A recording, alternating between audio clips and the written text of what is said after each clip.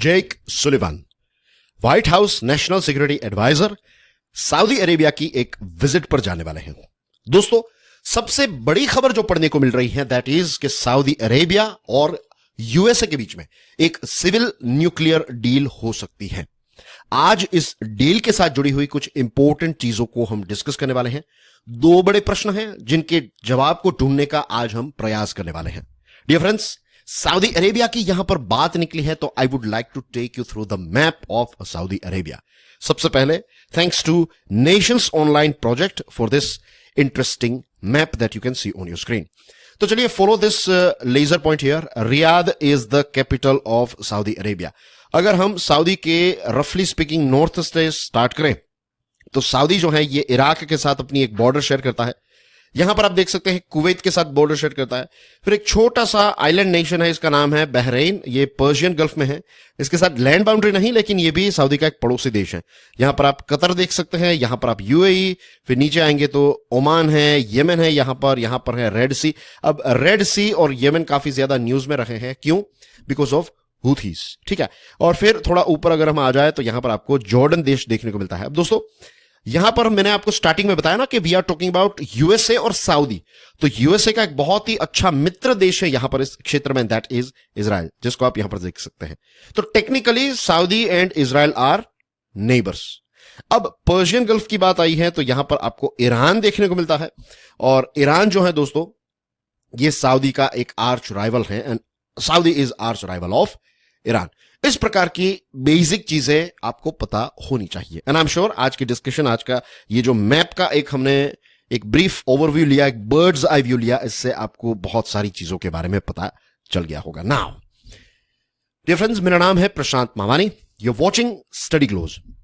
ये जो डील है, न्यूक्लियर डील, इसको लेकर दो बड़े प्रश्न हैं। नंबर वन इज कि सऊदी अरेबिया के लिए इस डील को लेकर क्या रिस्क हैं और क्या बेनिफिट्स हैं। Same thing goes with USA. USA के लिए यहां पर क्या रिस्क हैं, कौन कौन से रिस्क हैं और क्या क्या बेनिफिट्स हैं। दूसरी चीज, इससे पहले की जो डिस्कशन थी कुछ दिनों पहले दोस्तों, मैंने एक विषय पर वीडियो बनाया था। इस वीडियो को हमने स्टडी ग्लोज पर ही लॉन्च किया था, और उसमें मैंने ये चीज बताई थी कि यूएसए पूरी कोशिश कर रहा है कि इजराइल और सऊदी अरेबिया के बीच में रिलेशंस जो है ये इंप्रूव हो जाए, ठीक है। अब उस समय पर मैंने कहा था कि ऐसा भी हो सकता है कि आने वाले दिनों के अंदर, आने वाले कुछ समय के अंदर यूएसए और सऊदी के बीच में एक न्यूक्लियर डील हो सकती है। और ये डील, अगर इजराइल और सऊदी के रिलेशंस यूएसए अच्छे करना चाहता है, रिकंसाइल करना चाहता है, तो इसके लिए ये डील जो है वो यूएसए को सऊदी के साथ करनी पड़ेगी। सऊदी भी कुछ रखेगा ना डिमांड। सऊदी भी जब टेबल पर बैठेगा यूएसए के साथ नेगोशिएशन करने के लिए, तो वो भी कहेगा कि भाई हमें ये चाहिए, वो चाहिए, etcetera. So the second question is how it fits within US efforts to broker Israel-Saudi reconciliation. ये दो बड़े प्रश्नों का जवाब आज हम ढूंढने का प्रयास करने वाले हैं। तो सबसे पहले बात करते हैं what is a civil nuclear cooperation agreement. जब हम यूएसए की बात करें तो यूएसए की एक एक्ट है, US atomic energy act of 1954।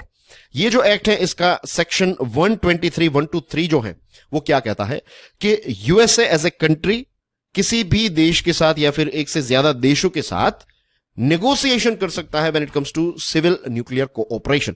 USA के पास ये सिविल न्यूक्लियर टेक्नोलॉजी है, अब वो दूसरे देश को ये शेयर करना चाहता है तो इसके साथ जुड़ी हुई चीजें, जो डील एग्रीमेंट है, वो यूएसए कर सकता है। इसमें 9 इंपॉर्टेंट चीजें जो है वो मेंशन की गई है। Let me take you through all of them quickly one by one. Basically ये है कि जो न्यूक्लियर मटेरियल और इक्विपमेंट है तो उसका सेफ गार्ड रखना, इसको मेक श्योर करना, मेंटेन करके रखना। फिर आईएईए के जो सेफ गार्ड्स हैं उनको आप अपहोल्ड करेंगे। ये एश्योरिटी देनी है कि आप ये न्यूक्लियर एक्सप्लोजिव या फिर ये जो टेक्नोलॉजी है, न्यूक्लियर मटेरियल, इक्विपमेंट, टेक्नोलॉजी, इसका इस्तेमाल आप मिलिट्री पर्पस या फिर न्यूक्लियर एक्सप्लोजिव डिवाइसेस के लिए यूज नहीं करेंगे।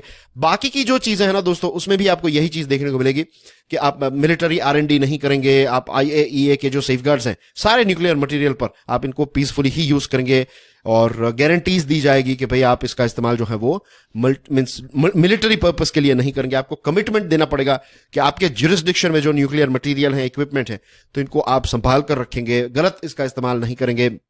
सेफगार्ड आईएईए के जो हैं वो जो भी देश में वो प्लांट स्थापित किया जाएगा तो उनको गारंटीज देनी पड़ेगी।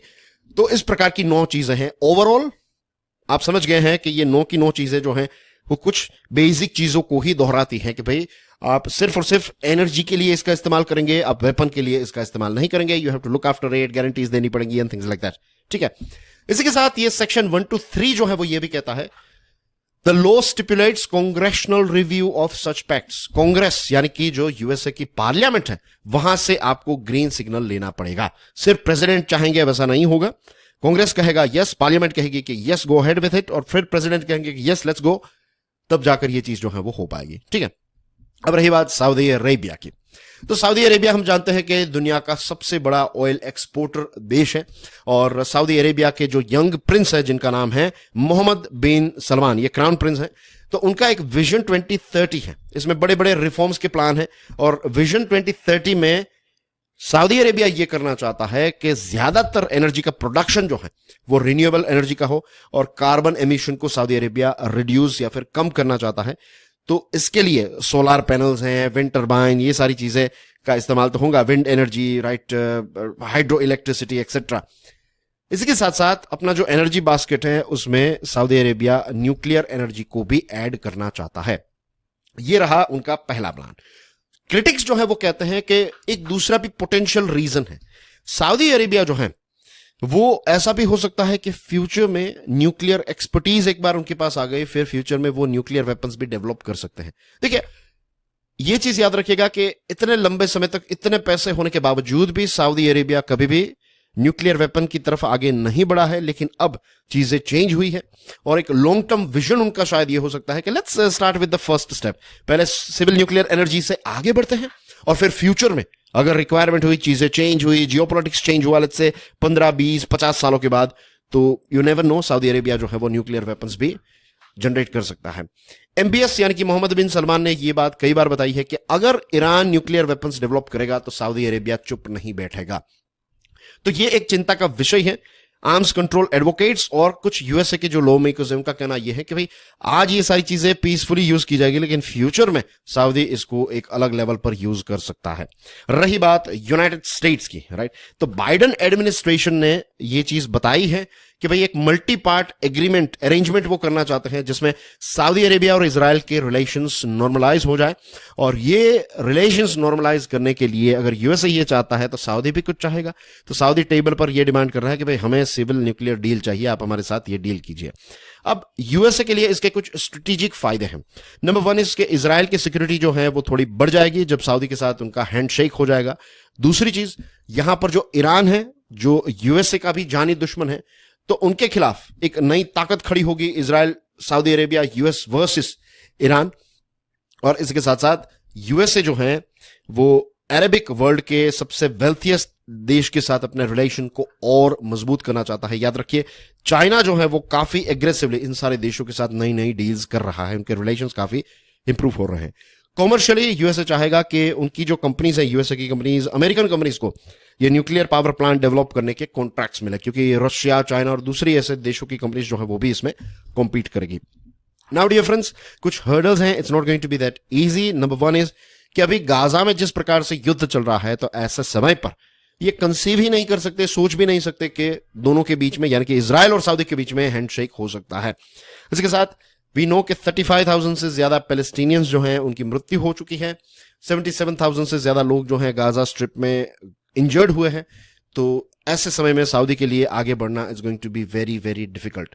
यूनाइटेड स्टेट्स जो है वो चाहता है कि सऊदी अरेबिया जो है वो उनके साथ एक न्यूक्लियर डील जब हो जाए, फिर सऊदी चाहेगा कि भाई हमें एक सिक्योरिटी गारंटीज दी जाए, और इसी के साथ साथ जो पैलेस्टीन स्टेट है तो उनके साथ भी सारी चीजें सॉर्ट आउट हो जाए।